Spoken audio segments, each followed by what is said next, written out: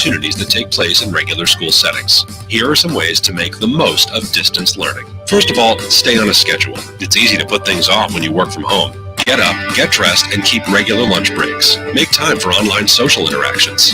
Students can create study groups that can meet online to review lessons and ask questions. Get up and move. Take a break every hour to take a walk around the house. Drink some water and wash your hands. Stay alert and practice healthy habits. Eat dinner as a family. Talk about what you learned each day. Keep a regular sleep schedule. It's easy to get off track and stay up late watching television or playing video games when you don't have to leave the house. Remember, it's still a school day. This message is sponsored by the New Jersey Education Association, the New Jersey Broadcasters Association, and this station. You're listening to WBWD 540 AM, Islip, New York, a part of Universal Stations, LLC. The views, opinions, and statements expressed in the following program reflect the views of program contributors and do not necessarily reflect the views of WBWD Radio, its management, or its sponsors. For questions and comments, please send us an email at contact@bali540am.com or visit us at bali540am.com.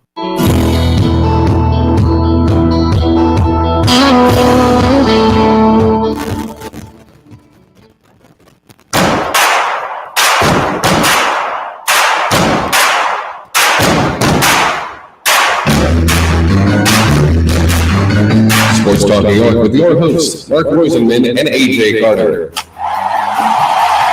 Sports Talk New York is sponsored in part by Prince Associates for all your insurance needs, the Phoenix Tube Company, the law firm of Declator Cohen and DePrisco, Solomon Jewelers, and General Needs Charity, serving our homeless veterans with dignity. And now, here are your hosts, Mark and AJ. And good Sunday evening to you, Mark Roseman, Ryan Sherman filling in for AJ Carter, who's still doing the whole social distancing thing from his home, afraid to go out. You know, at his age, I'd be afraid to go out too. At his age, it's even hard for him to get out. So it's fine. We have Ryan Sherman sitting in the seat for him. Anyway, we have a great show on tap if you're listening to us over 540 AM in New York, New Jersey, Connecticut. Welcome. And if you're watching us over the Facebook app, be sure during our guests, two great guests lined up for tonight, Hall of Famer, Oakland Raider, great Fred Biletnikoff will be joining us shortly, as well as the author of a great new Met book, Brian Wright. He'll be up as well. And, of course, our beat writers who are here each and every week. If you have any questions, all feel free to throw them in the chat, and we'll be sure to get to them. So that would be great. Right now, as warm weather is actually here, it's great to keep those windows and doors open. Let that fresh air in. We surely, after these last couple of months, need those fresh air. And the best way to keep the bugs out is with a Clearview retractable screen. The Clearview retractable screen system comes standard with a lifetime warranty and the patented speed reducer so it will not snap back. You get the luxury of a screen door and a sleek, low-profile design without the hassle of a bulky storm door or a sliding screen door. Call 631-440-1100 for a free estimate and mention Sports Talk New York. Get yours with free installation at 631-444-1100. And they, of course, sponsor the Major League Baseball Report with John Coppinger. So we'll bring John in right now. How you doing, Johnny? I'm doing good. You can mention my name, too, but it won't get you the free installation necessarily. We know Johnny. So, you know what? There looks like there'll be a whole bunch of minor leaguers that might not even be able to afford the screen door, but could use the free installation. One thing that kind of bothers me about this is, only the Mets. Listen, the entire league is doing it. I understand it. But why are the Mets, there are minor leaguers that they cut to save salary. They kept Tim Tebow. Now, Tim Tebow surely doesn't need the $200 per diem, whatever the money is, the monthly money that they were getting, that if he was cut, he wouldn't get it. And Tim Tebow certainly is not a guy who the second the Mets cut him as a free agent, the other teams are going to be calling for him. And given what the Mets have done for Tim Tebow, I'm sure if the Mets called Tim and said, listen, Tim, we're in a situation here, we don't want to do this, but you won't stand it. I'm sure Tim Tebow would be the first guy to say, you know what, there's guys that need this a lot more than I do. What's your thoughts on the Mets not cutting Tim Tebow, but cutting ties with a whole bunch of other minor leaguers? You could see it a mile away. This isn't about what Tim Tebow needs. It's what the Mets. It's what Tim Tebow brings to the Mets. It's not necessarily on the field, but it's record attendance wherever he goes. It's no secret. It's the worst kept secret in baseball, really. that the Mets still have Tim Tebow because he's drawing fans. And this is how the Mets think. They don't really think about a lot else other than how do we make a quick buck. And certainly that's what they present. And certainly if you read, and I wish I could remember his name, but one of the minor leaguers had a scathing review of how the Mets do business in the minor leagues that was posted after he got cut. And it was brutal, and it mentioned Tim Tebow, though not by name. So you could tell that there's a little bitterness coming out, maybe not towards Tebow, but towards the way the Mets do business and the decisions that they make. So it's very interesting, but not surprising. Now, last week we mentioned that the clock was definitely ticking, that they needed to come to some sort of agreement and get things going in order to save this season. The more we see that these guys are apart, the Major League Baseball Players Association and the owners. Listen, I understand both sides, but the issue here is that we're going to have to make a decision very quickly. And when that decision comes, obviously it's going to impact next season, because if this season doesn't get played, all right, obviously right now the way it would stand is that Yoenis Cespedes would be a free agent, okay, as would be Marcus Stroman. However, as would be Michael Wacha, guys who signed these one-year deals. Now, if there is no baseball season and the owners do not pay them money, okay, what's the bargaining position for free agents next year, coming off of a season that they didn't play? So my opinion is when it comes time to negotiate and play next year, if this season doesn't happen, I have a feeling these contracts might roll over, because, who wants to be a free agent coming off of a season of no baseball and money devalued for sure, because the contracts aren't going to be there next year with the owners not getting their income this year. That certainly would have made sense. And I think if the Players Association and the owners had a better relationship, then maybe they could have switched the rules on that, because they already agreed that this year was going to count no matter what, how many games were played, that it was going to count, and it would count as time served. Now, if there was a better relationship, they could get together and say, well, listen, we didn't really think that there would be no season, right, so let's just do what makes sense and roll over everybody and have the year just not count, and Stroman and Mookie Betts and Yoenis Cespedes will play out their last seasons in 2021 as if it was 2020. The problem is there's no real relationship there, so I'm sure there would be splits in the union, and certainly a split between the owners and the players about what they would want to do here, especially since they already negotiated the rules for this season. I mean, we're seeing what happens now that the players think that they have a deal regarding the prorated pay. So it's certainly going to be a mess when it comes to it, and certainly if we do get to 2021 without any baseball in 2020, the free agent dollars that players are going to get, the owners, they won't even have to collude. They've already decided. A lot of them already decided we're not going to spend as much. So it would behoove them to get a deal done. But I'm really iffy on whether one will be. Yeah, I agree. I think once Boris threw his hat in there and started telling the players that no givebacks, I do not feel hopeful. And on top of it, forget about hopeful of the season, but what a shame that hockey is probably going to beat baseball to be the first sport back.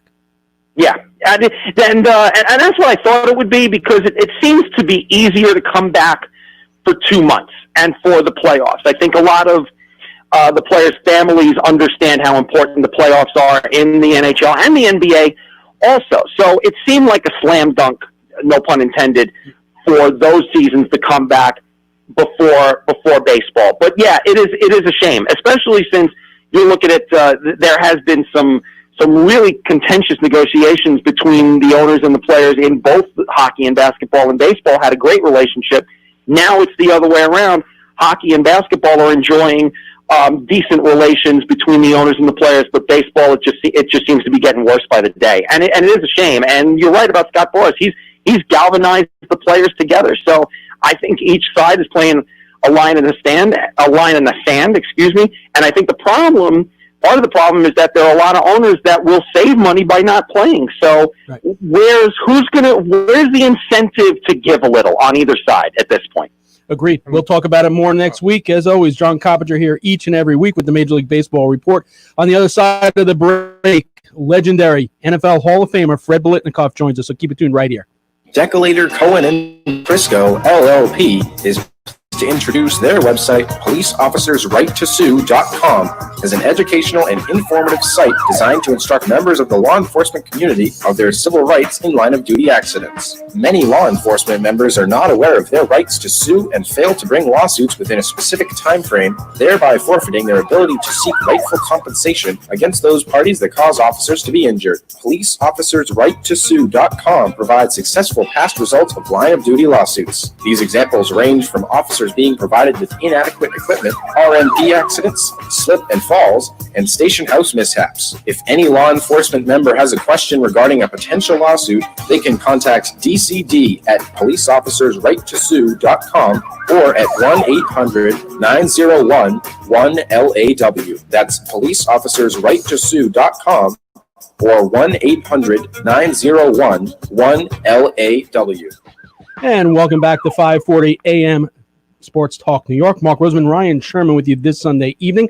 Hope you are having a good day. Listen, there are a lot of tough things going on in the world right now, and we hope that when you tune in here, we give you that hour and a half where you can just, take a deep sigh and think about some good things. And sports is one of those great things. And joining us now is a man who was a wide receiver for the Oakland Raiders for 14 seasons, later an assistant coach with the Black and Silver. He retired an NFL player after the 1978 season, then played one additional season in the Canadian Football League for the Montreal Alouettes in 1980. He was one of the most sure-handed and consistent receivers of his era with a reputation for making spectacular catches.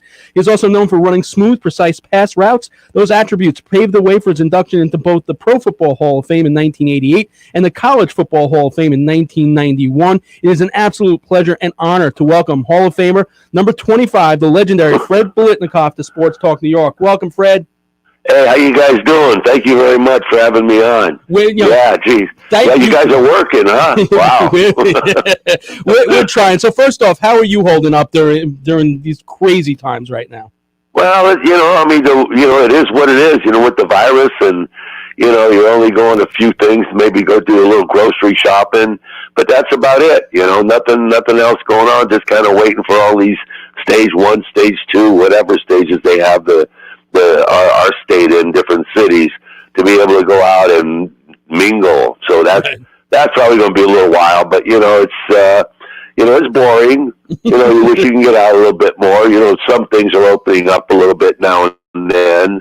So it's getting a little bit better, but still, something that nobody expected, and we just got to go with it. For sure. It's interesting. On last week's show, we had Steve Grogan, and his high school football stadium is named after him. So keeping the streak alive is you were a standout football player, basketball player, baseball, ran track, champion high jumper. You earned all city honors in basketball and baseball for Technical Memorial High School, now Central Tech, whose athletic field, just like in Steve's case, is named after you. So what does that honor mean to you? Oh, it means a lot. It's something that, with, being born and raised in Erie, obviously, and being from there, I'm so really proud of that. And then to have my name on a field there is just something special that, you never dream about or you never even think about. And then all of a sudden it happens. And it's a good feeling because, you know what, we're doing a lot with it. We have a lot planned. Hopefully we can get back there in September.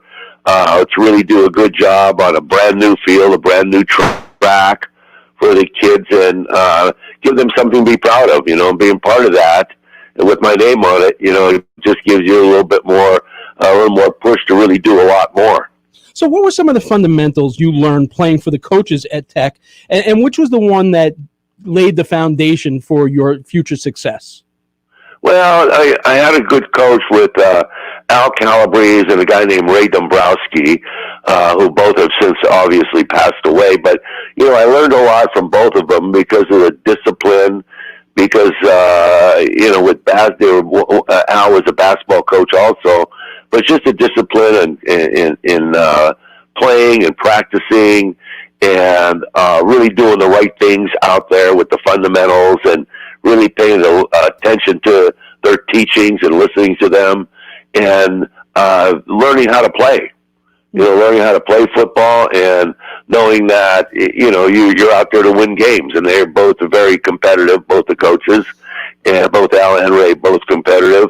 And I learned a lot from them, especially, in football with catching and running routes and the discipline you had to have for just practicing, and just not only playing in a game, but the time you spent on the field practicing was really an important time to get ready for the game. And that's what I always carried through my whole life. It also doesn't hurt to come from the athletic family that you do. Your dad was a boxer. Your younger brother, also a multi-sport standout, who went on to play quarterback for the Hurricanes and made it to as high as AAA for the New York Yankees. How many high school teams did you get to play with your brother, and what was that like for you? Well, I got to play with my brother Bobby 2 years because we're 2 years apart, so I got to play with him in all the sports because, at that time everybody played each sport, so, he was a very good baseball player, so, we all played baseball. We played baseball together, basketball, football, even did some track stuff, and so I got to spend 2 good years with him in high school playing with him, and he was a hell of an athlete.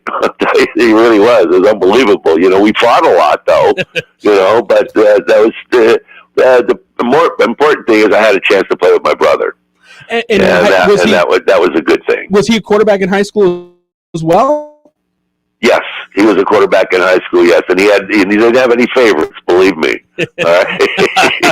So I can only imagine how many Biletnikoff to Biletnikoff passes were recorded on those 2 years. Wow. Well, I'll tell you, if I didn't, because my brother was bigger than me, so I didn't talk back to him very often because he was a tough kid, tough guy. Believe me, I'll tell you what. So whatever he called in the huddle, everybody did. On a basketball court, the same thing. Baseball, he was outstanding. So I got to experience that with him for those couple years. So your standout play obviously gets you lots of options for college. What were some of the notable offers, and what went into the final decision to attend Florida State University in Tallahassee? Well, I only had because it was, I was a running back in high school for a couple years until my last year. But I went to Michigan State and visited there, and then heard from people at Syracuse and at Penn State. But then the fellow Ken Myers, who was from my hometown, was the offensive coordinator down at Florida State, and he knew Ray Dombrowski, my football coach, very well. And that's basically how I ended up getting down to Florida State, because I figured, I wasn't big enough, to play in those schools as a running back, but I had an opportunity to go down to Florida State. But then when I got down to Florida State as a running back, they were short of receivers, so my freshman coach, Charlie LaPratt, asked me if I wanted to change over to a wide receiver, and I said, yeah, absolutely.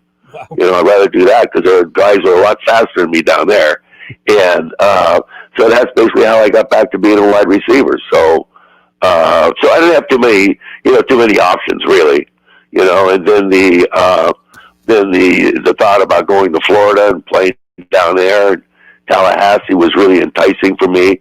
So it was a chance for me to go to a different part of the country and be part of a team that threw the ball a lot, number one. And because our coach, Bill Peterson, spent a lot of time with Sid and Al Davis when they were down with the Chargers and got their passing game implemented at Florida State. So, so when I went down to Florida State, I was already a pro-style offense. So it was a good place to be, and something that, what I always wanted to do, and being a chance to go to Florida was a great opportunity for me, and that's I went, took the chance. So it's interesting because after several games during your first varsity season, you missed a bunch of them with a broken foot. You played on both sides of the ball your junior season, leading the team in both receptions and interceptions. That year, you returned an interception 99 yards for a touchdown off of a pass, ironically thrown by George Myra of the Miami Hurricanes, a record which stood until 1987 when Deion Sanders broke it by 1 yard. We mentioned in the open your reputation for running such precise routes. How much did playing both sides of the ball and defending receivers help you later on to run those precise routes? Well, it helped from the standpoint that you understood what guys were doing when you're a defensive back covering wide receiver. And the one thing you made sure that you didn't get sucked up on play action passes, which I did a couple times. And Don James, who was our defensive backfield coach, wasn't very happy with me a few times. But you had a good understanding on wide receivers. And being a defensive back, you learn from that, from having that experience, and then going on the other side of the ball. You understood what that defensive back was doing. You could pick up tendencies very easily. Watch guys backpedal, watch how guys were physical, how fast they were, what type of coverage they could play, and so it gave you a deal of knowledge. Having having that experience and playing on both sides of the ball. You mentioned playing on both sides of the ball. Did you feel that, that kind of trope that the receivers are the better athletes with the better hands? Did you play into that, or did you think that you were just, doing both for both sides of for the team? Well, you just had to do it both sides of the team because at that time you were kind of forced to play both ways. Right. And that still went on for the beginning of my college career. And so you were kind of forced to do that, and so that's kind of how that came about. So wanting to be over there defensive back, I would rather be a wide receiver. Defensive back's too tough. As a senior in '64, you lead the nation with 1,179 receiving yards, 15 touchdowns, finished second in receptions with 70, and scoring with 90. One of your touchdowns came in the first quarter against the Florida Gators, which helped the Seminoles earn their first victory in the in-state rivalry, 16-7. The Seminoles finished that year with a 36-19 victory over Oklahoma in the Gator Bowl, in which you set school records with 13 receptions for 194 yards and 4 touchdowns. Even then, it seems you were always at your best in the biggest of moments and the largest of stages. Was that Gator Bowl the highlight of your Seminoles career?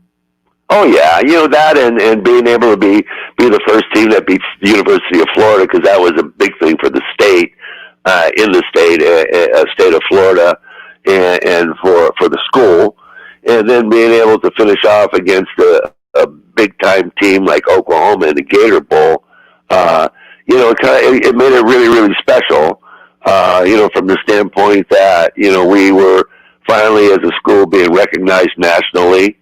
We were ranked in the top 10, and that was the first time.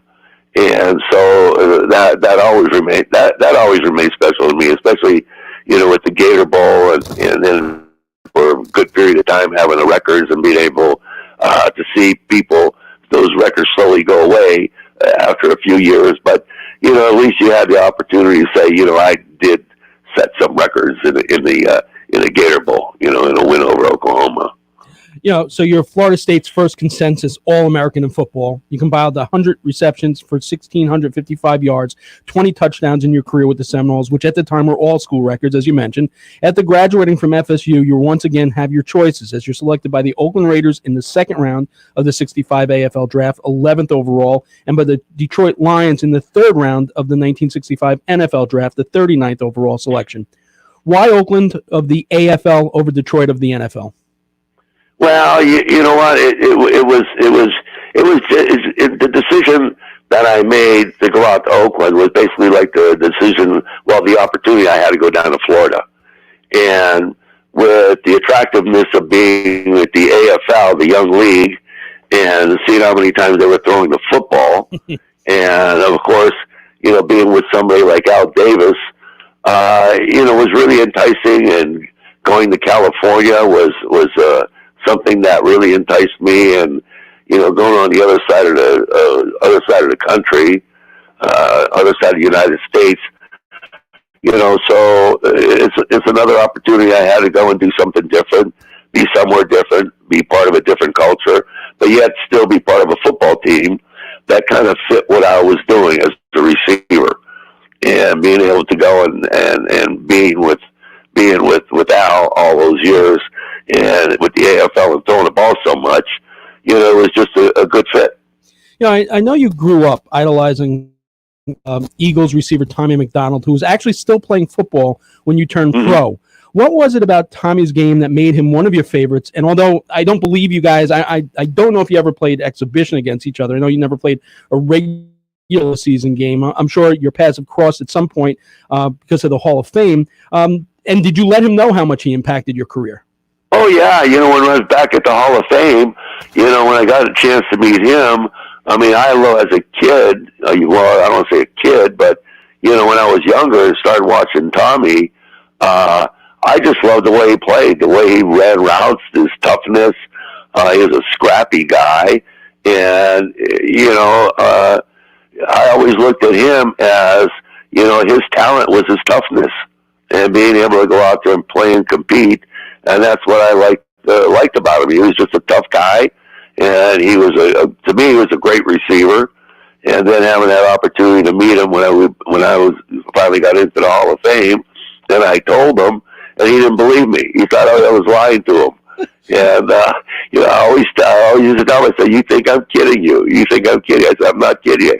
Get out of here." But I did. I really admired the guy. So you mentioned your rookie season. You used primarily on special teams. You didn't see playing time on offense until the seventh game of that year against the Boston Patriots, in which you caught 7 passes, 118 yards. You mentioned the respect you have for your first head coach in the NFL, who was the legendary Al Davis, which it was his final season as head coach. What do you remember about Al and how he treated you as a rookie and how he set the foundation for what would be a Hall of Fame career for you? Well, you didn't want to make any mistakes. that was a big no-no with Al. You never want to make any mistakes. And with him, he was very disciplined. He was very, very knowledgeable. He was really aware of your spot on the team, on what you can contribute to the team.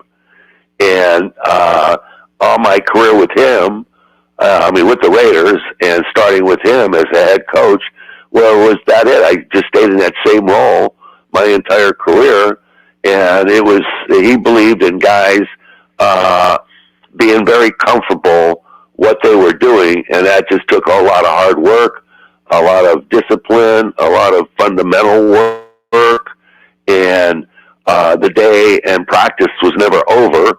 You always stay out after each practice, no matter what, if it was training camp or during the season.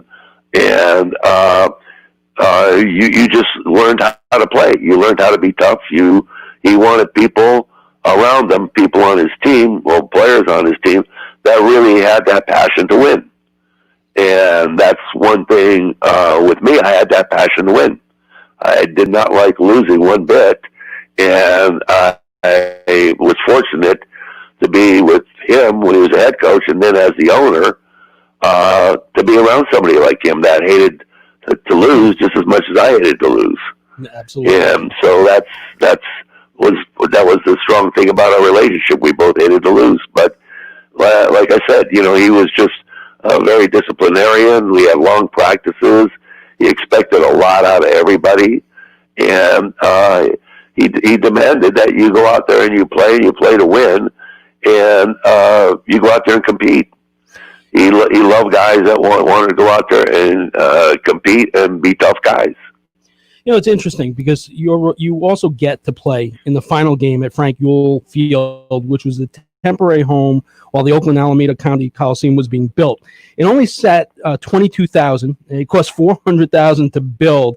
It's probably the only stadium ever in the history of all sports to be named after an Undertaker. But what can you tell our audience about that part of Raiders history that's really probably been forgotten by a lot of people? Well, you know what? It was a good learning experience because of the fact that, you didn't have first class accommodation, even at Frank Ewell Field, the locker room and everything was Quonset huts. We practiced at old Marina High School, which was a condemned high school, and that was our facility where we got dressed, there was one field there, we practiced there. If we had to practice anywhere else, we took a bus. And so that part of it, in playing at Frank Ewell Field was the fact that, you learn that, okay, this is it.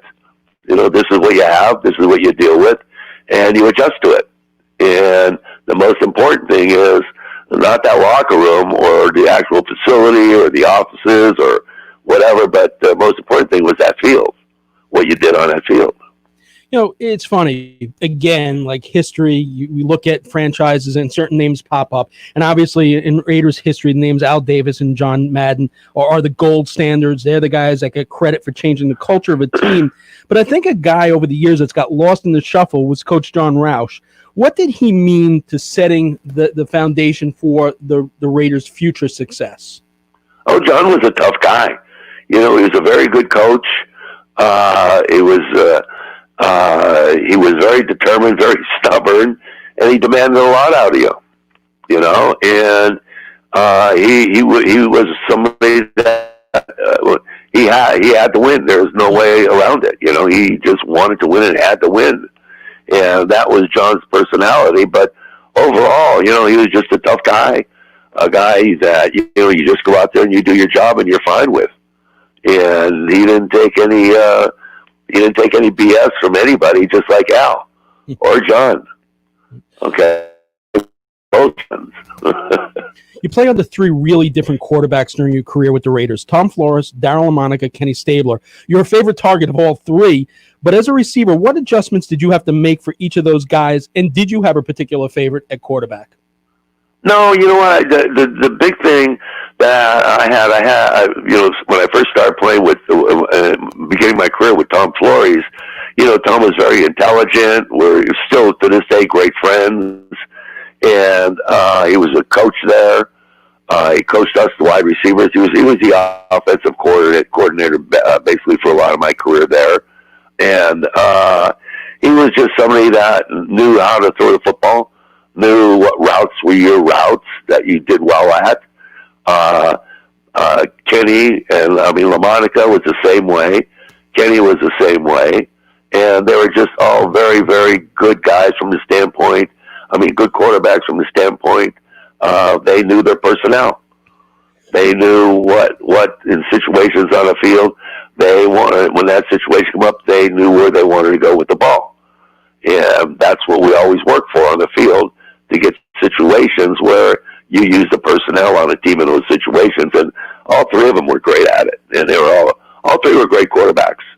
If you have an opportunity, to play the number of years I did in the three different quarterbacks, I don't think you find that very often, or wouldn't find it very often, if at all, to be able to have that experience of being with all three of those guys.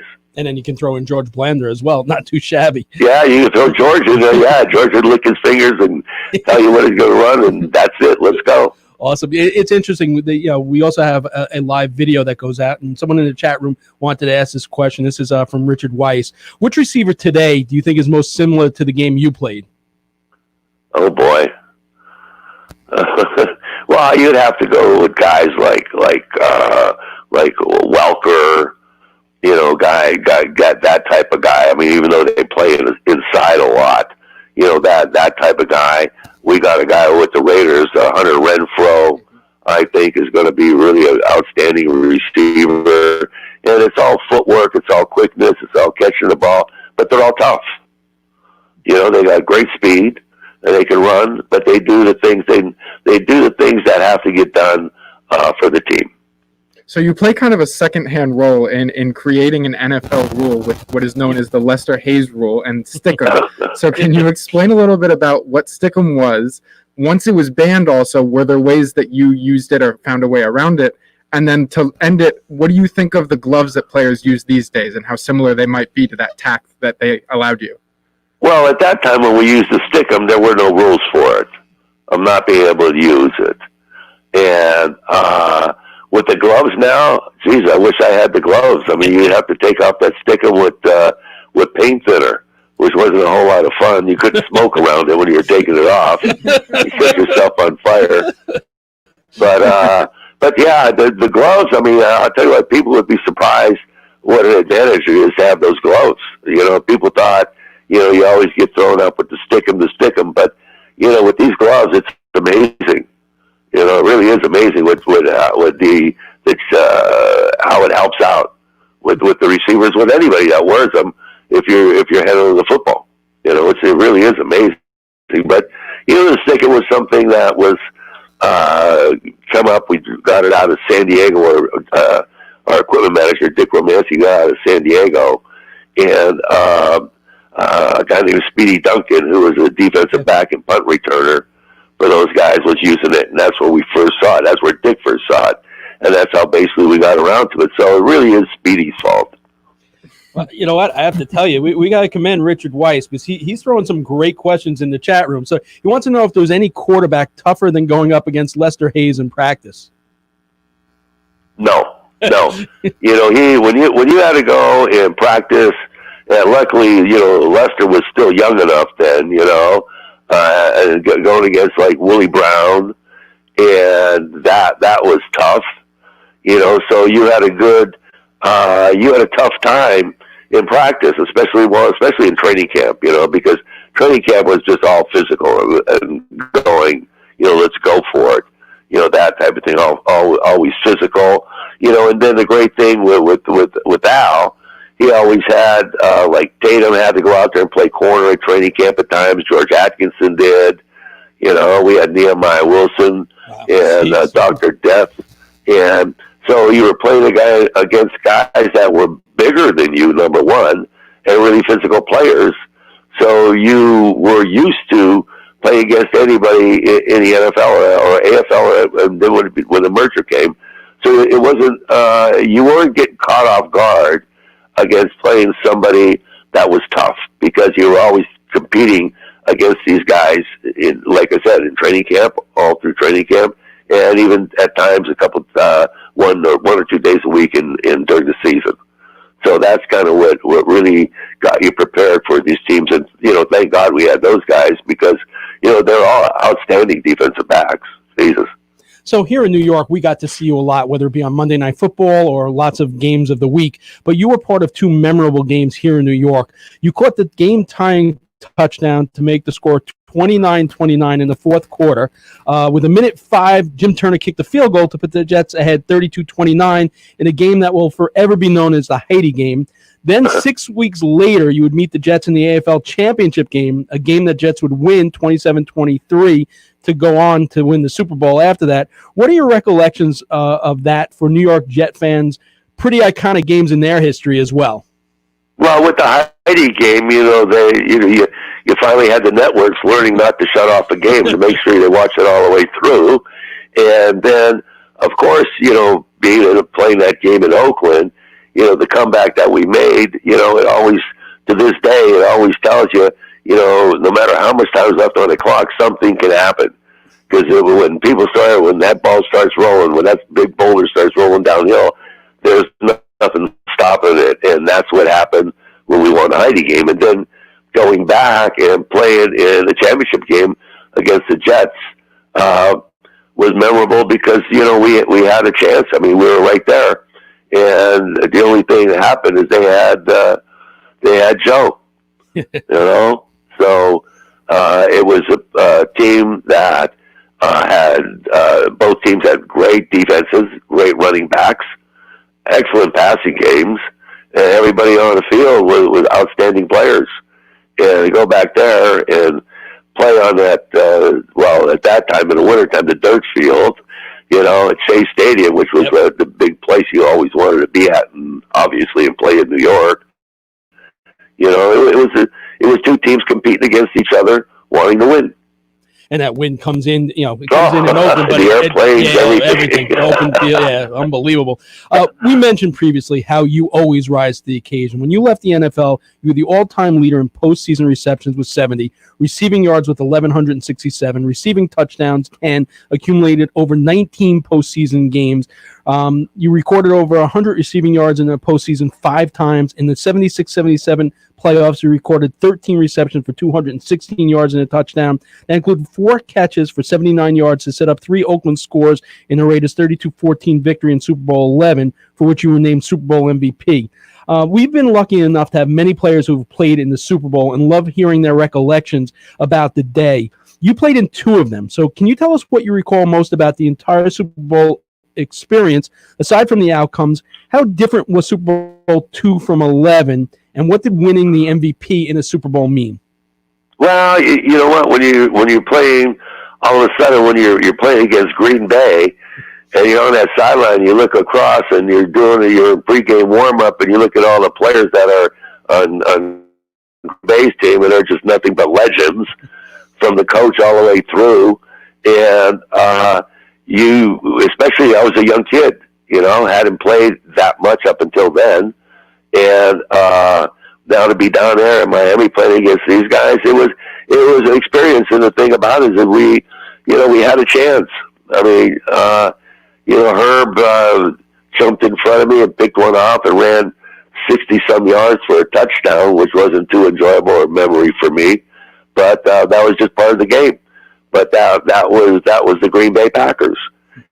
And then to be able to come back years later and play in a Super Bowl and win it, where all the years that we had gotten so close with championship games, and for one reason or another reason, losing a lot of those championship games to go to the Super Bowl, to be able to finally get there and win it was just unbelievable. And then, being MVP, it was something that, I represent the Oakland Raiders in that football team with the MVP till this day. That was very honorable for me to be named that, and it was really a great honor for me to represent those guys as their MVP. You're inducted into the Pro Football Hall of Fame July 30th, 1988. You're number 2 all-time in the history of Silver and Black with 589 career catches. You ranked 4th on the NFL all-time receiving list at the time of your retirement. You held NFL record of 10 straight seasons with 40 or more receptions. Your Raiders, you led the Raiders in receiving 6 consecutive seasons. You led the NFL in receiving with 61 catches in 1971, led the AFC in 72. You played 190 games in 14 seasons, had 21 100 receiving yard games, had 4 100-yard receiving games in the playoffs. You never had a losing season with the Raiders. You're named to the Walter Camp All-Century Team. An award in your name goes to the nation's top collegiate wide receiver. I'm sure there's even more things that you did that I left out. But looking at everything that you've accomplished in your career in the game of football, what's the one thing that gives you the most pride? Oh, boy. Well, what was, you know what? It was the fact that I made the right choice going out to Oakland from Florida State, number one, and then being able to be on a team that you had a good relationship with everybody. We had such great camaraderie on that team, and to be able to play with all the great ball players on that team, and be around guys for 14 years.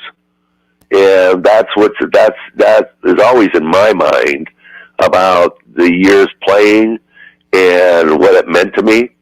And so I was very, very thrilled with the fact that, I got to play in some of the biggest games and memorable games in the NFL history, got to play in 2 Super Bowls, got to play in numerous playoff games, and got to be an MVP. Not too shabby. So you said, no, not really.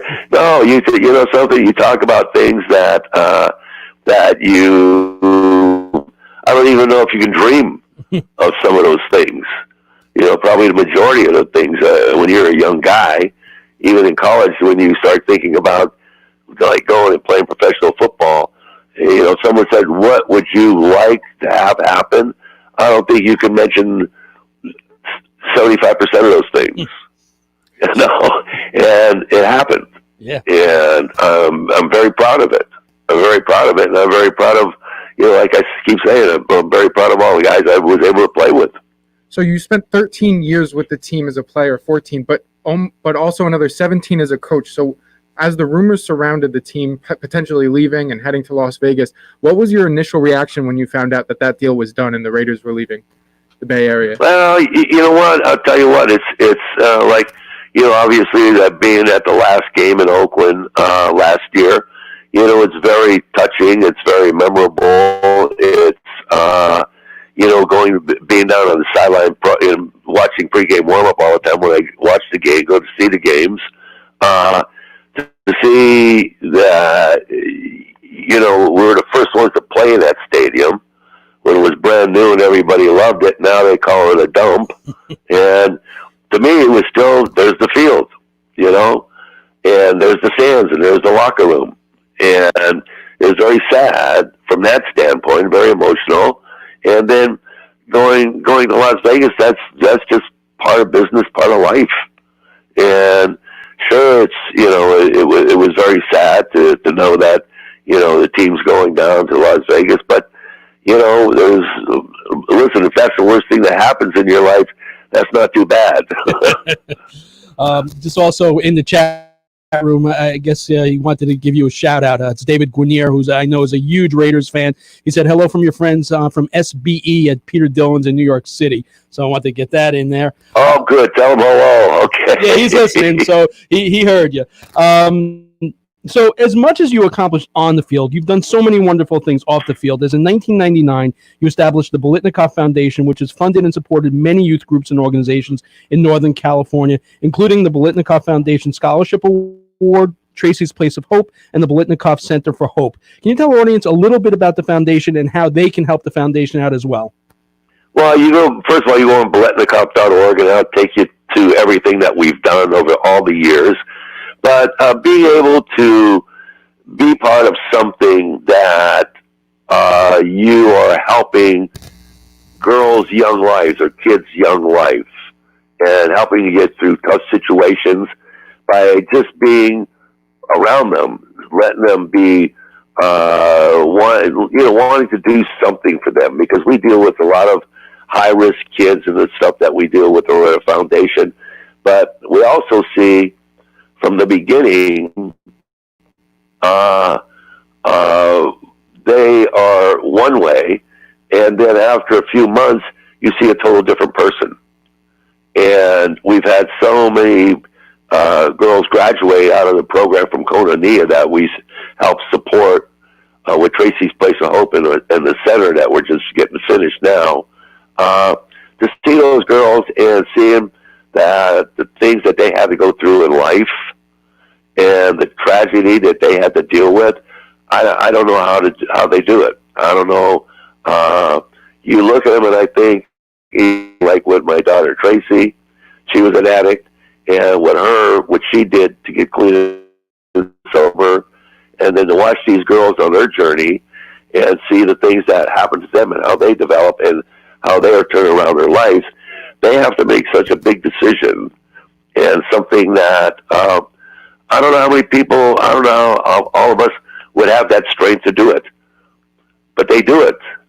And even though that there is a portion of their life that they've missed out on, they're willing to try to battle back and live the rest of their life, because they see more, they get to see a different picture down the road than a lot of people, a lot of us, and they know that at the end of the road, there's a lot of good things that can happen for them, and we're part of that, and we love it. I mean, we love seeing these kids, like I said, coming from such tragic things in their life, and how they developed and work out of it, and work for something that they missed. And people don't realize this, because everyone, and as well we should be, worried about first responders and giving to charity to help people out, and especially now with what's going on in the world. But now more than ever, especially people that are dealing with addiction, it's a very isolating time. So it's just as important to look out for those charities. So please, if you're listening, I know that every bit helps for all these charities. It's important, like Fred said, go out to biletnikoff.org and help them out. Evidently, David just put in the chat room that their Crab Fest dinner, fundraisers are legendary. So, somehow I'm going to have to get out there for one, because that sounds like a party to me.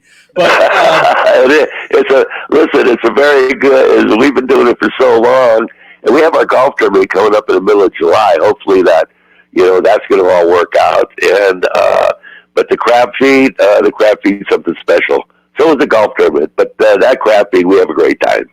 Awesome. Mr. Biletnikoff, thank you so much. This is an interview I've been looking forward to many years, and I've tried to set this up because you were one of my favorites, and it's funny because you have a whole bunch of Long Island guys, from my high school that love the way you played. One of our guys was nicknamed after you because of the way he would always catch the ball. So really, it was special to have you on here with us tonight.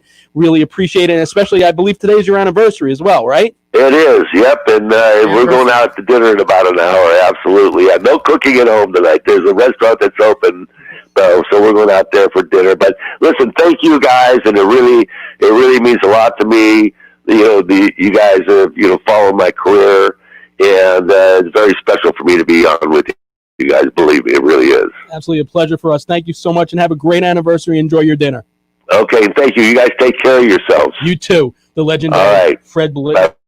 Just great, class on the field, off the field. There's nothing else we can say. I mean, that interview pretty much said everything about the man that needs to be said. Take a quick break. On the other side, we'll talk some NHL hockey with Russ Cohen, so keep it tuned right here. Since 1952, Solomon's Jewelers has been the name to trust on Long Island for jewelry. Solomon's Jewelers is a 60-year-old family-owned business run by jewelry professionals and Gemological Institute of America graduates. 3 generations of experience offer you certified appraisals.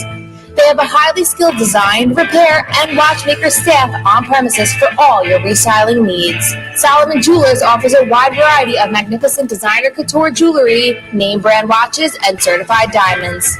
Solomon Jewelers pride themselves on having the best customer service and support in the jewelry industry. They're there with 60 years of experience behind them to help educate and guide you through every step of your jewelry purchase. Solomon Jewelers has 2 convenient locations to serve Long Island's jewelry needs. 74 Minetto Hill Plaza, Plainview, New York, or 1030 Willis Avenue, Albertston, New York. Visit them on the web at www.solomonjewelers.com. Solomon Jewelers, serving Long Island since 1952. And welcome back to 540 AM Sports Talk New York. Mark Rosen, Ryan Sherman with you this Sunday evening. It's time for the SOHO Tabletop Hockey Report. What's table hockey, you say? Some of us have grown up with rod hockey, bubble hockey, or even air hockey tables. SOHO Table Hockey has embraced the nostalgia of those old Eagle, Coleco, and Stigma game tabletop games, designed it with a whole new board for the future, handcrafted with designer woods, state-of-the-art playing surface, unbendable rods, and energy-observing walls. This is a tabletop hockey game that players 8 to 80 can enjoy. Even better, the exceptional quality and design allows the game to stand up to the intensity of tournaments, which is why SOHO Table Hockey is the #1 choice of championship players throughout North America. Visit SOHOTableHockey.com to learn more. Start your custom game board. You can choose your wood, a centralized logo, and even the team matchups. Go ahead, drop the puck. You'll love SOHO Table Hockey so much you won't be able to stop playing. There are a couple of teams that didn't make the playoffs that can start playing right now. But Russ, those teams that did not make the playoffs can start making trades now, correct? Yes. Yeah, the 7 teams that didn't make it can start making trades. And how does that work? I mean, can they make a trade? So when they make the trade, are players going to be eligible to play in these playoffs? No. None of the trade can be made for the playoffs. This is all for. So they can only the teams can only trade among themselves. The eliminated teams can only make trades among themselves. Correct. How did that pass? Because let's say there's a player on one of these eliminated teams that the Islanders or the Rangers had sights on, and now can't make that trade. Yeah, that would be correct. But I think this was a function of. Okay, well, these teams now are sitting dormant for X amount of time. We might as well, because they're the 7 worst, let them get a jump on next season. If they feel like they can improve their roster now, they at least have something they could sell to the fans. Like a Sabres would be a good example, right? They haven't made the playoffs in like 9 years. So that's in that Ranger territory when the Rangers weren't in it for, 8 or 9 years, and then Dolan discounted everybody's tickets. I was at that press conference. I was shocked when he went through with it, but he did. All the season ticket holders. But at this rate, I think you could see some moves. I think Jason Botterill's job is in jeopardy, even though he's going to be back next year. And I feel like he might be one of those guys that, hey, if he really wants to move, Ristolainen, he's got 6 other teams he could talk to. It's at least worthy of some phone calls. Absolutely. We have 2 minutes to go, and one of the things I really want to touch base with you is Coach Quinn's comments about fair, and I think he gets it. And you can't say enough about what he's done with this team. But for those that don't know, basically, some of the teams that were assured playoff spots if the season had ended are not happy that they have to play teams that didn't make it. Specifically, maybe Carolina. A couple of teams have grumbled and say it's not fair. And Coach Quinn said, we have to be very careful about the way we use the word fair when 100,000 people lost their lives, millions of people lost their livelihood, and we get to play a sport we love. I get to coach a sport I love. I don't think enough has been made of that particular comment. What are your thoughts on what Coach Quinn had to say? Yeah, he's a pretty down to earth guy. I know he rides players really hard and everything else. As a guy, he's very down to earth. I thought he got it right on, and I don't think he said it. If you're a Carolina fan, just because he knows Carolina doesn't really want to play the Rangers. I think he's just saying, hey, if we're lucky enough to play hockey, let's just play hockey. I think really what it just boils down to that, because again, nobody knows if it's going to happen for sure, but there's good steps in the right direction that lead us to believe it can.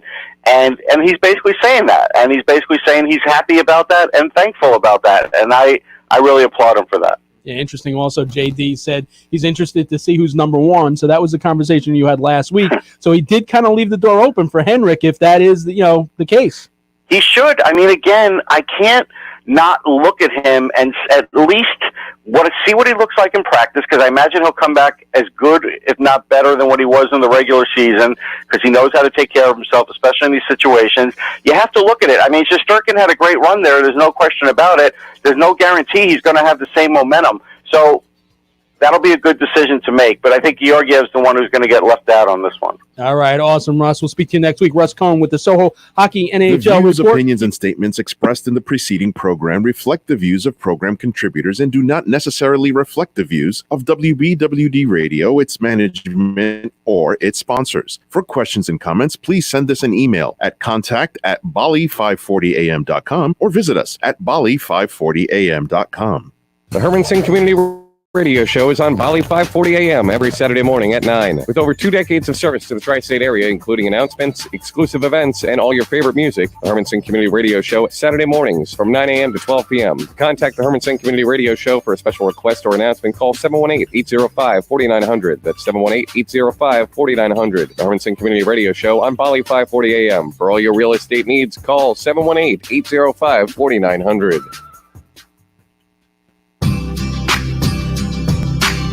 During this unprecedented time in New Jersey, it is important to stay safe and healthy in all areas of your life.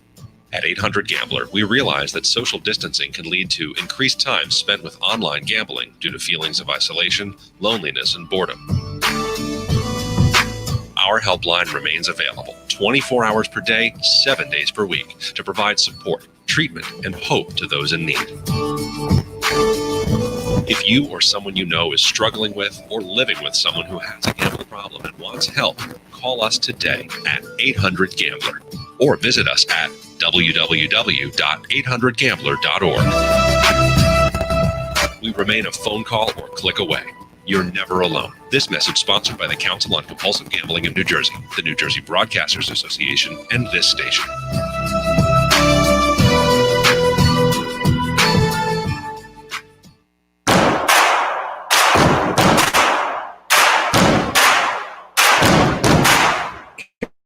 A weekend of watching sports by talking about it with Mark Rosenman and AJ Carter on Sports Talk New York. All the intelligent conversation, insightful interviews, and reporters covering every story is right here on 540 AM from 7 to 8:30 Sunday nights. Check out sportstalknylive.com for previews of upcoming guests and visit their Facebook page for a chance to win prizes. Sports Talk New York, Sunday nights from 7 to 8:30 on 540 AM.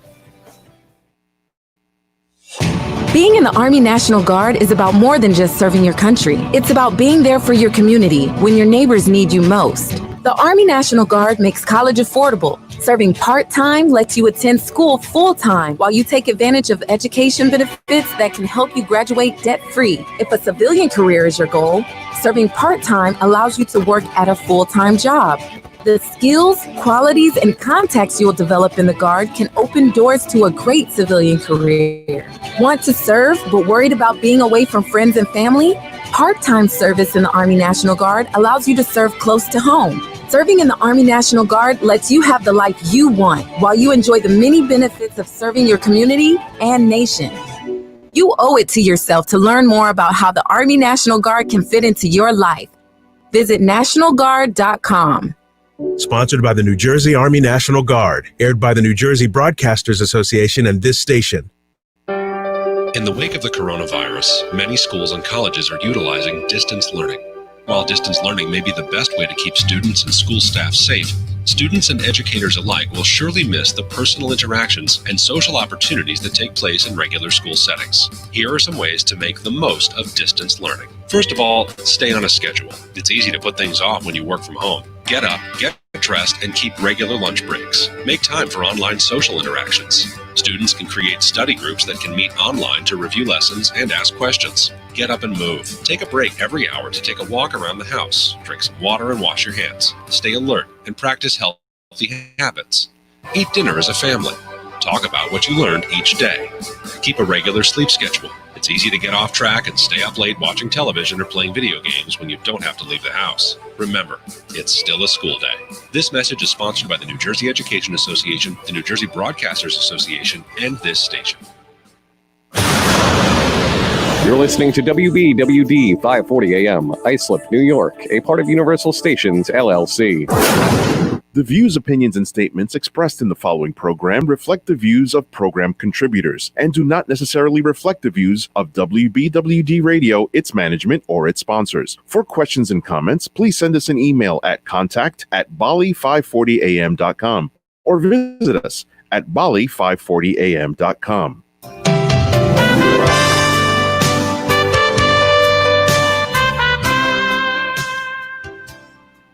Hi, I'm Howie Rose, and you're listening to Mark at AJ on 540 Sports Talk New York.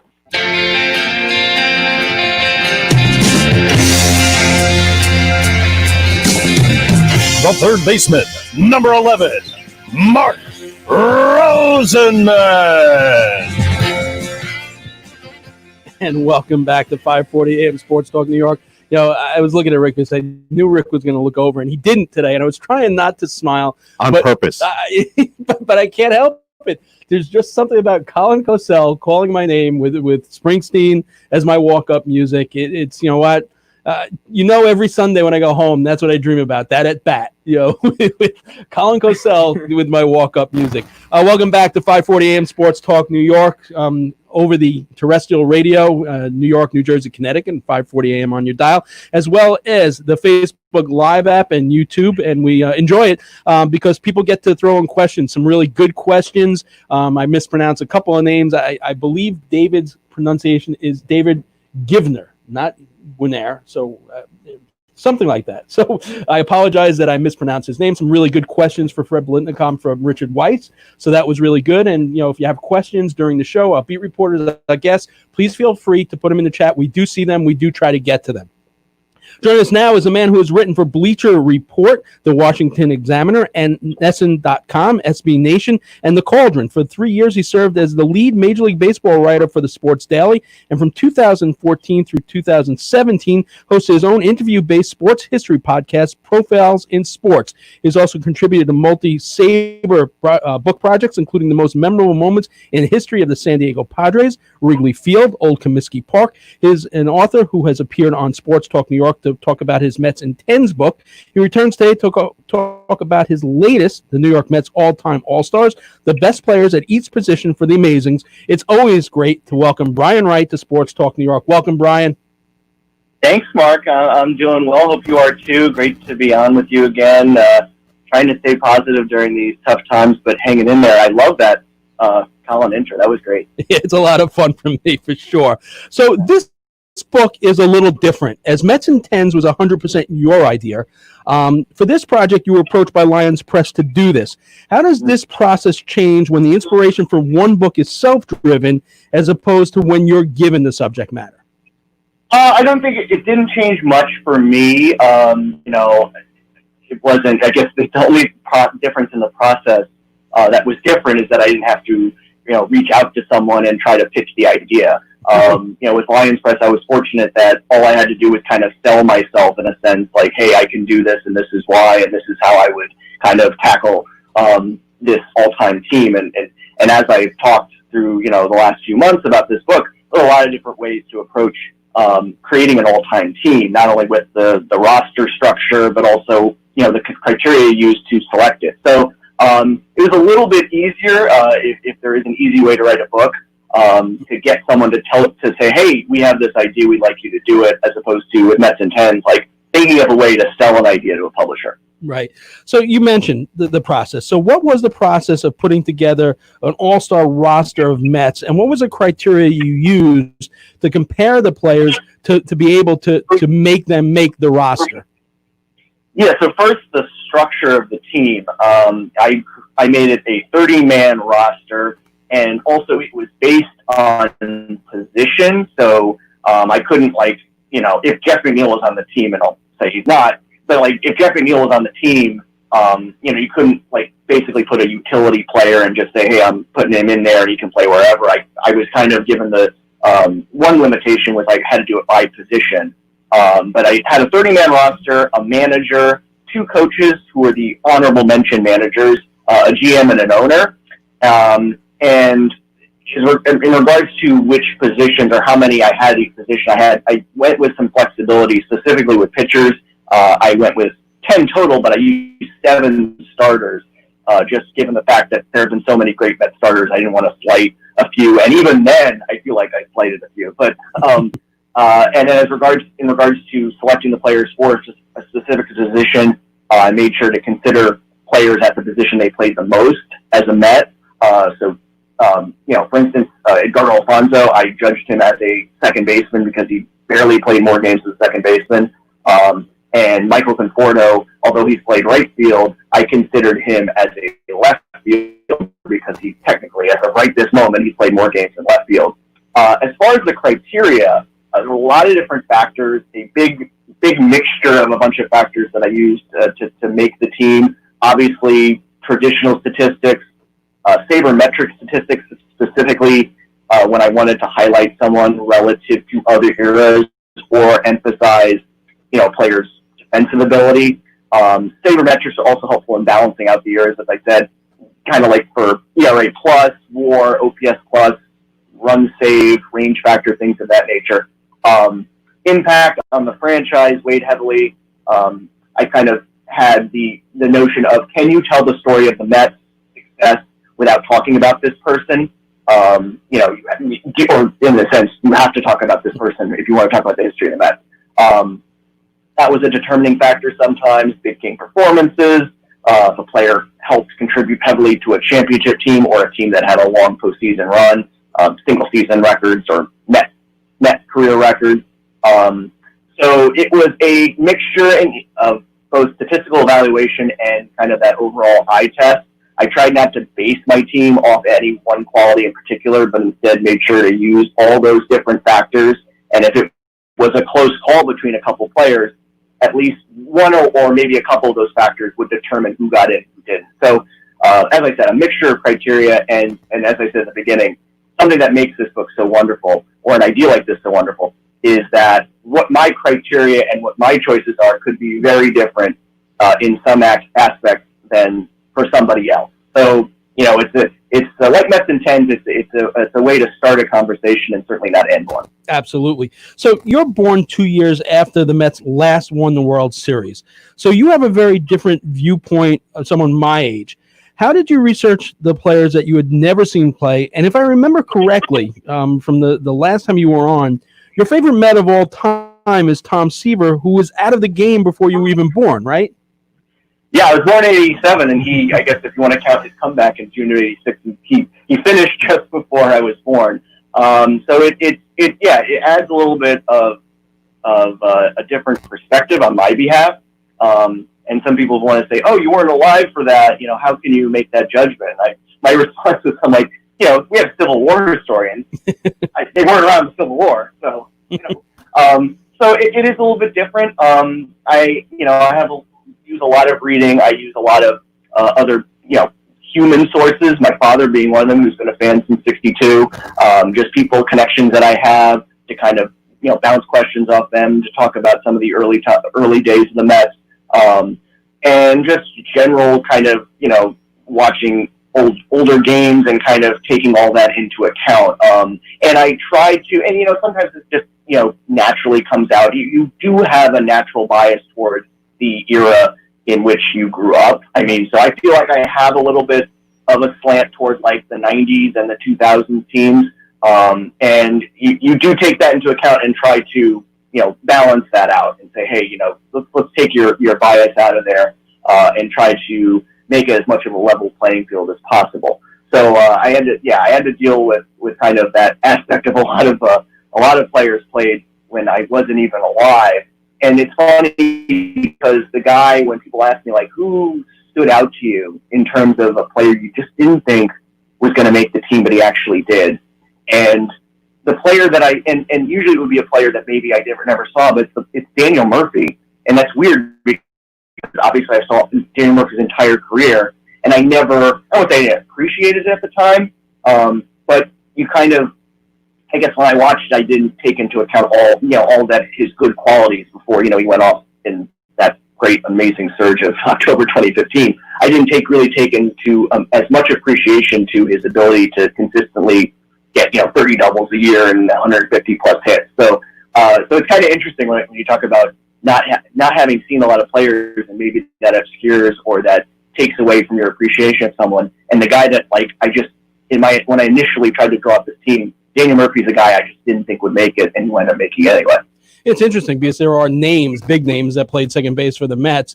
And, when Murphy made it, you could make the argument maybe for Felix Mian, maybe Alomar, who didn't have great years here, maybe Baeger. But it's interesting. You're right. When you look at, Murphy's body of work here, and especially that World Series, you make a good case for him as well. I would think that one of the players from your time that you had maybe a bias towards would be Piazza over Gary Carter. Was there any situation where you needed to separate yourself from Piazza a little bit? No, not at all. I mean, I think Piazza, if you take into account all of his years as a Met, 7 years, how much he changed that team. I get it. Gary Carter, that trade over to the Mets in '84 and was the last piece to the '86 championship winning team. But Piazza changed that attitude, and then you add in the fact that the numbers that he put up over 7 years, maybe he wasn't as good in the last couple of years. But Gary Carter, and I hate slighting him because I love him, and also because when I first became a Mets fan, I became in love with the '86 video, and Gary Carter was my guy. And then I transitioned to Mike Piazza. So I had some affinity for catchers for some reason. But Gary Carter had, maybe you could say 2 or 3 good years. First 2 years were great, and then he tailed off. So he was, so the accumulation of his stats favors Piazza a lot more than Carter, even though both had tremendous impact in the fortunes of the franchise. So looking at this current team, which player do you think has the greatest possibility 5 years from now displacing one of your starters? Not your reserves, but one of your starters in the book, and why? I talked about Jeff McNeil. I talked about him earlier. The only problem is what position you put him at, and you don't want to, if he plays third base for 5 more years, I don't think that's enough to potentially overtake to David Wright. Jacob deGrom is on the team, of course, and maybe I would say he moves up a notch on the starting pitcher list. Not that the list that I have of starting pitchers, aside from Tom Seaver, of course, is ranked based on who's the 1 through 7, if you want to go based by starting pitcher.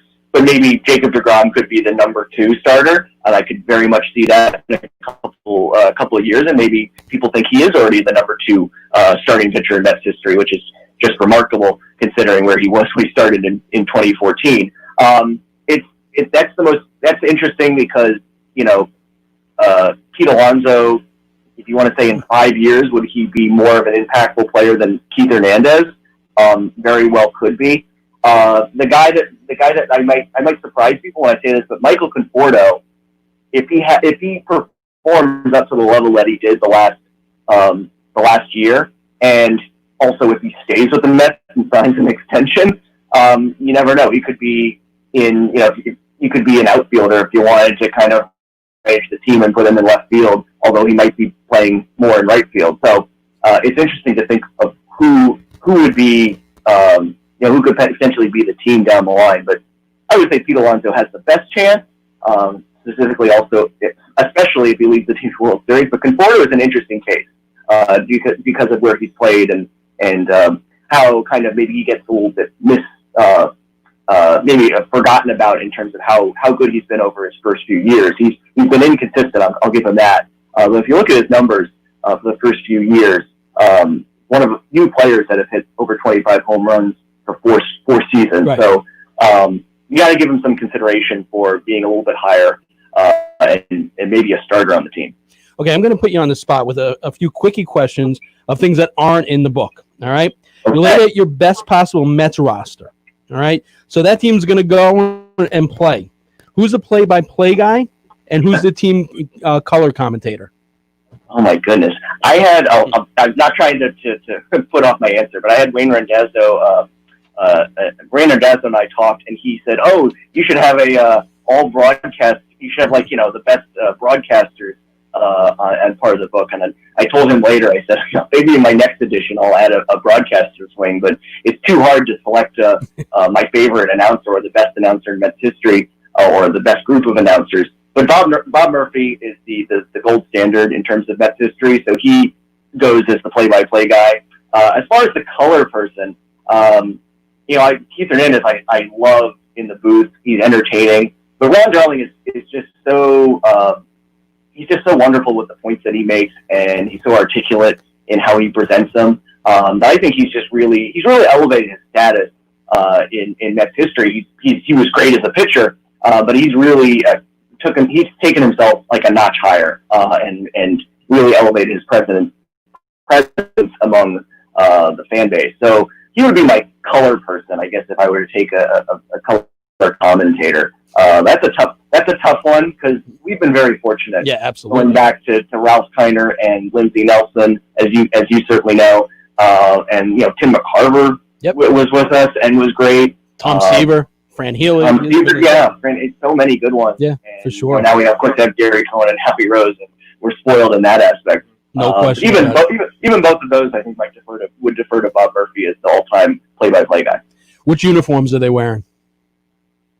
The classic white uniforms, pinstripe. Okay, and I feel it's really. I didn't realize how much of a debate it would spark talking about the black uniforms.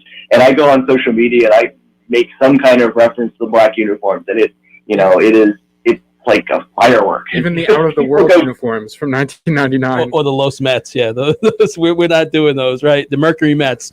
Yeah, for sure. All right, and lastly, not in the book. Which of the three fields are they playing? Polo Ground, Shea, or City? It's got to be Shea. It's the place they obviously played the longest. It's the stadium I still associate with the Mets, of course. I love Citi Field. I've grown to really love it. And maybe in 20 years, it might grow on me to the point where I prefer it more to Shea Stadium. But still, it's got to be Shea Stadium. It's unbelievable because you know what, and you're younger, but like Shea Stadium became a dump. We hated it. It was a dump. But now, you ask, you just said it. If you're putting the best Met team where they play in Shea Stadium, and I bet you 90% of Met fans would probably say it, as beautiful as Citi Field is. It's pretty funny. Even on the PS4, I find myself using Shea Stadium a lot, so it's pretty funny. I did, I did that as well. It's interesting you talk about that because I went to Fenway Park a couple years ago for the first time ever, and I bet if I were to go to Fenway Park, say in 1995, in the same age I am now, I might say, "Oh my gosh, this place needs to go. It's so old." And I know they've renovated it somewhat, but when I went there, I felt the nostalgia. Yeah, like the new stadiums don't have. I know they try to give you the nostalgic feel, but obviously it's modernized. So it was very interesting to go there and go. I was cramped, but it really felt kind of fun to be cramped in a weird sense, and it was fun to have that pole in your way. So it's that obstructs your view. It was like I miss you kind of get nostalgic again, and I guess maybe that's why we have that affinity toward Shea Stadium. Yeah, so cool watching Friday night the Dropkick Murphys streaming out of Fenway Park. Got you amped up for baseball. All right, Brian, where's the best place for people to get this book right now? The best place, they can certainly go to Amazon. They can go to all the independent bookstore, online booksellers. They have them as well. Over the past few months, I've been donating a portion of each signed copy sold directly through me to COVID-19 relief in the New York City area. At first, I donated to the NYC COVID-19 Response and Impact Fund, and most recently gave to Hospital for Special Surgery. And currently, I'm donating $5 of each sale to New York Presbyterian Hospital in Queens. So if anyone's interested in a signed copy, you can reach out to me through my Twitter handle at BrianWright86, and I'm happy to send you a signed copy. Awesome, Brian. Thanks so much for your time tonight. We really appreciate it. Yes, thanks so much, Mark. Be well. All right, Brian Wright, author of the New York Mets all-time All-Stars, the best players at each position for the Amazons. As you said, available, definitely, given to charity as well. Always a good thing. Take a quick break on the other side. We'll finish up talking hoops and gridiron, so keep it tuned right here to 540 AM Sports Talk New York. The Phoenix Tube Company Incorporated is among the country's leading manufacturers of structural ornamental stainless steel tubing, rectangles, squares, and processed flat bars. The company takes pride in its everyday commitment to quality and customer service. The philosophy of the company has been and continues to be to support the growth of the stainless tube market through distribution and service centers throughout the country. Ornamental and structural stainless steel tubing is used for a wide variety of aesthetic and mechanical products where superior finish and corrosion resistance are required. Some products manufactured include tubing for mirror bracket arms, boat rails and ladders, washroom grab bars, swimming pool rail products, medical equipment, automotive step bars and trimming, as well as structural framing for food processing equipment. For a quote or for more information on how the Phoenix Tube Company can meet your ornamental and structural stainless steel tubing needs, visit them on the web at phoenixtube.com or call them toll-free at 1-800-526-2124. And welcome back to 540 AM Sports Talk New York. Mark Roseman, Ryan Sherman with you this Sunday evening. It's time for our NBA report with Chaim Tauber. How you doing, Chaim? Not bad, guys. How are you? Good. We have only a few minutes with you, and I think the important thing to talk about tonight is the NBA has always been one of the leagues on the forefront of social injustice and what's been going on in this country this week. You kind of are missing what the NBA players would be doing. Granted that some of them are voicing their voices on social media, but what do you think the impact of the NBA not being in playoff mode here and being able to talk about what's going on in the country means to those players? I mean, it's significant, obviously. We're very used to having LeBron James, it wasn't that long ago Kobe Bryant had, an I Can't Breathe shirt on. And his widow Vanessa tweeted that picture with the, here we are all these years later, same place. Right. But, you do have people with the means, with the reach, with the voice, doing so. Michael Jordan releasing his statement. It's not as loud as it normally would be when there's the throngs of media in the face of a LeBron James at the end of every game, and all he has to do is sit there, and he's got a platform of hundreds of media members just waiting to talk to him, about an instance like this. That being said, Jaylen Brown having driven 15 hours, I think it was, to Atlanta, has been widely circulated, I should say. Dennis Smith of the Knicks being in North Carolina for the protest. Also, players are still being seen. Players are still vocal. It's just, we're talking about the one or two here or there. We're talking about Dennis Smith when normally we would be talking about Giannis or LeBron. So right. It's made a difference. But these players still, they all have their Twitter, they all have their voice, and like you said, this is a league that is very well known for using it. And one of the long-term impacts of that shut up and dribble comment was that LeBron founded the Uninterrupted and has moved into a way where the players can just interact right through their social media. So, yeah, right. They don't need that much of a platform with the press conferences as they used to. And before Uninterrupted, Jeter launched Players Tribune. Yeah. Right. Again, every single one of them have a blue check mark next to their Twitter handle. So, I mean, we live in a day and age where all you have to do is type some things into your phone and your message has been broadcast to millions if you have the star power that an NBA player does. Obviously, it's not the same without the media, and I guess without the I guess the recent permanence, without them being out of sight, out of mind to some degree. But I mean, they're still local and they're still being heard, and the message is still loud and clear. It's impossible to miss or to not hear it, even if you try. All right, Chaim, we appreciate it. Chaim Tauber here each and every week with the NBA report. We switch over now to the Just Escape NFL report with Jay Retcher. And Jay, again, I mean, we kind of use this show as an escape from what's going on in the world, but, when you look at these images of the protesters, and especially in Minneapolis, the protesters taking a knee.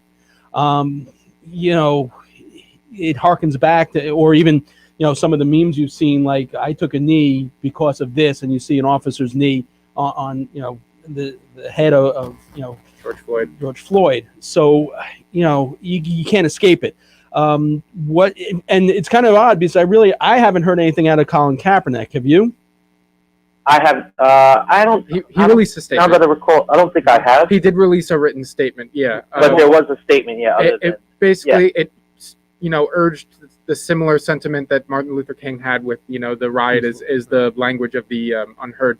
But I think it's just sad that a protest that Colin Kaepernick did so many years ago about this thing was taken out of context and turned into a troops thing, turned into a flag thing.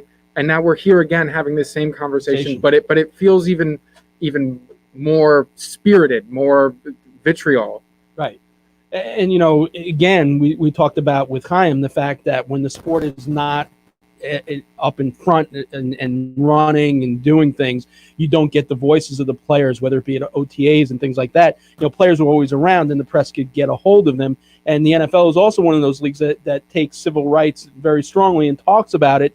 And now because players are all quarantined, we're not really hearing what we would normally hear. What have you been hearing out of, the Buccaneers? Buccaneers, I mean, the NFL put out that statement. It's more kind of a case-by-case thing, fellas.